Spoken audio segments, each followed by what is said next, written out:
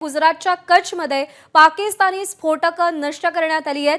70 air defence गन्सचा वापर करून ही स्फोटकं नष्ट करण्यात आलेली आहेत। गुजरातच्या कच्छ येथील संरक्षण अधिकाऱ्यांनी ही माहिती दिली आहे। कच्छमध्ये पाकिस्तानचा हवाई हल्ल्याचा प्रयत्न देखील अयशस्वी ठरलाय। 70 एअर डिफेन्स गन्सचा वापर करून ही स्फोटकं नष्ट करण्यात आली आहेत। गुजरातला देखील आता पाकिस्तानकडून लक्ष केलं जात आहे। कच्छच्या भागामध्ये सातत्याने कारवाया होताना आपल्याला दिसतायत। 70 एअर डिफेन्स गन्सचा वापर करून ही स्फोटकं नष्ट करण्यात आलेली आहेत। कच्छमधली ही दृश्य आहेत। पाकिस्तानचा हवाई हल्ल्याचा प्रयत्न देखील अयशस्वी ठरलेला आहे।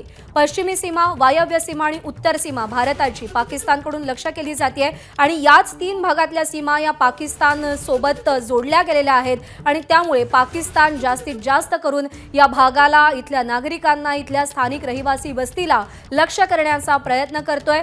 कच्छमधली बातमी आहे, पाकिस्तानच्या हवाई हल्ल्याचा प्रयत्न अयशस्वी झालाय, तर 70 एअर डिफेन्स गन्सचा वापर करून स्फोटकं नष्ट करण्यात आली आहेत। गुजरातच्या कच्छ येथील संरक्षण अधिकाऱ्यांनी या संदर्भात माहिती दिली आणि या कारवाईची दृश्य देखील समोर आलेली आहेत। पाकिस्तानचे ड्रोन हल्ले असो, मिसाईल हल्ले असो किंवा स्फोटक असो, सगळं नाकाम ठरवण्यात, निष्प्रभ ठरवण्यात भारतीय सैन्याला, भारतीय संरक्षण यंत्रणेला, भारतीय सैनिकांना मोठं यश मिळताना आपल्याला दिसतंय।